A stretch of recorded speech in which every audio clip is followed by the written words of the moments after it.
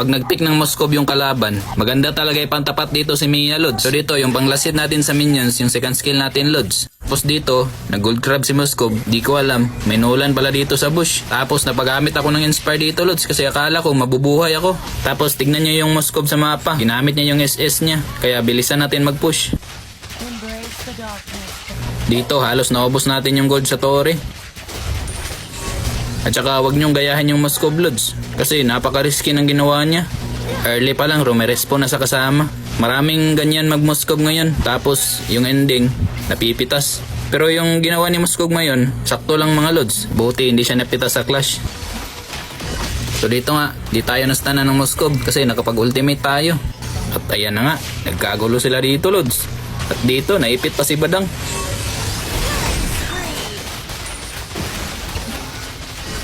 Nice, nakaisa tayo sa Moskov.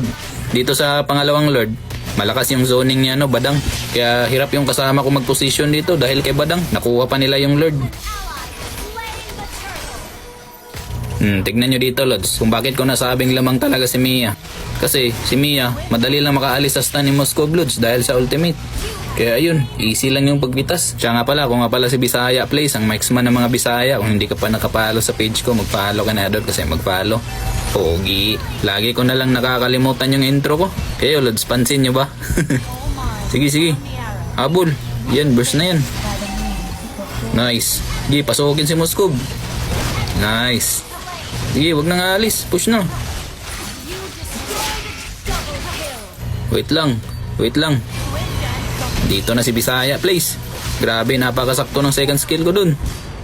After ng Lods, push na natin to kasi wala na yung apat. Rekta natin sa second tower. Yan, pag may chance na makapag-push, push talaga kayo, Lods, kasi yan yung pinaka-importante. Dito, nanlalaban pa si Nolan. Akala niya, di ko siya kaya, Lods. Akala niya, nag-back ako. Dito sa part na to, akala ko papunta yung link sa amin, pero papunta pala siya sa blue buff ng kalaban para kunin niya, Lods. Hindi niya ata napansin na naglo-lord kami. Kaya ayun, nakuha ng Nolan. So dito, nakaredy na yung SS ko, Lods, kasi feel ko talaga may Moskov dito. Kaya tama nga yung hinala ko. Na-surprise ka ba, Lods? Tignan nyo, Lods. Sakto lang yung pagkapana ni Selena. Yun, nice one. Pasukin na yan si Badang. Kanina pa yan Yun, nakatakas pa. Pag may Badang din, Lods, maganda din i-pick dito si Mia. Kasi madali lang siyang makakatakas. Tsaka dito, nag-lord na kami. Sa part na to, akala ko mga Lods, matatapos na yung laro.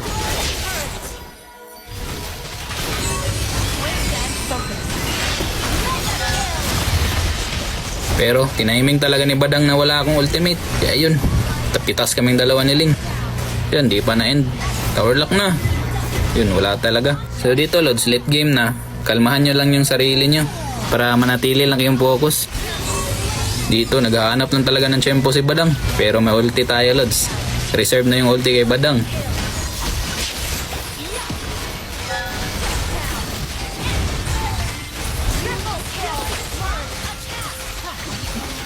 Dito, tinangkihan ko yung Torre. Kasi akala ko, kaya ko, Lods. Tumitingin kasi ako sa mapa dyan Kaya nagtataka yung mga kasama ko, ba't ako napitas dun. So dito nga, akala ko talaga, ma-end na to. Kasi nga, mag-isa na lang yung Lunox. Tignan mo, napitas pa siya dyan. Pero, pabuhay na yung Nolan. Kaya hindi pa din na-end. Kaya dito, nag-back na lang sila. Nag-lord na lang kami. Di na talaga pwedeng hindi to matapos. Kaya tatapusin na natin to, Lods. Kasi pangalawang beses kami nabigo.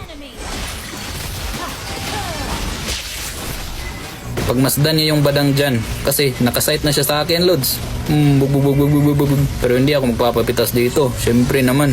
Yo, Bisaya Plays, marksman ng mga Bisaya. Magpalo, pawagi.